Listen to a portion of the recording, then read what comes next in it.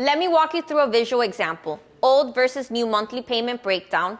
I'll show you the exact numbers before and after.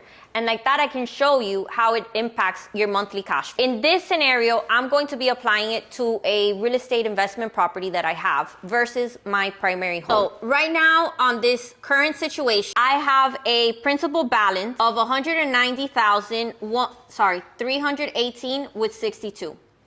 My current P&I, which is my principal and interest, is 1,288 with 49. My escrow, remember, when we do a recast, your escrow is not going to change. What's going to be changing is going to be your principal payment, and your interest is going to stay the same. In escrow, we have 274 with 24, and in interest, we have 7.125%. Adding in HOA just for the purposes of this exercise. If you don't have an HOA, don't include it. But I want to give you the numbers as realistic as possible so you can understand the math and you can also understand the logic behind it. In rent, we have $2,300 per month. So monthly, we're cash flowing 462 with 27.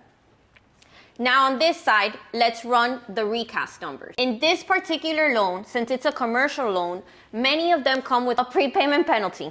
It'll either be 5% the first year, and it's usually on a sliding scale, so 5, 4, 3, if you have a 3-year prepayment penalty, or if you have a 5-year or a 1-year, depending on whatever it is.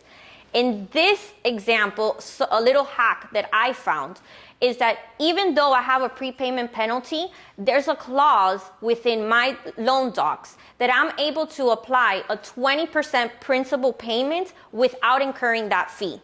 So what I did is that I'm taking advantage of that. So I'm going to make a 20% principal payment, which in this case, 20% principal payment would be $38,063 with 72.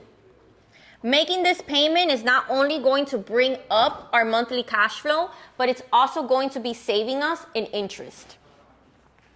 Our new P&I is going to drop to 1,030 with 93. Our escrow will remain the same. Our interest will remain the same. This isn't a refi, this is a recast. Our HOA will also remain the same until they decide that they want to raise it again. And our rent, $2,300. Now, when we figure out our cash flow, we are no longer at 462 with 27 cents every month. We're now going to be cash flowing 719 with 83.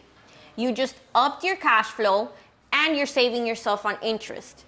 I wouldn't be doing this if I would be able to do a refi and the property had already appraised. Now, I'm applying this to a creative scenario or a creative example that I'm doing, or a creative idea that I am coming up with, I think it's better said, because of the market that we're in.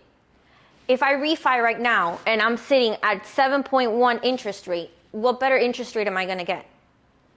So if the math isn't mathing, then you gotta figure something else that does make the math math.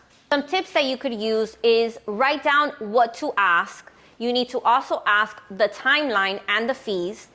Ask if they offer recasting and what the minimum payment is and what the fee looks like. Usually it's under $300. If your lender allows it and you've paid down your principal, don't let the opportunity pass. Recasting can boost your cash flow and preserve your low interest rate, or not touch it at all in my case and still boost my cash flow. Subscribe for more real finance strategies that actually work, not just theory.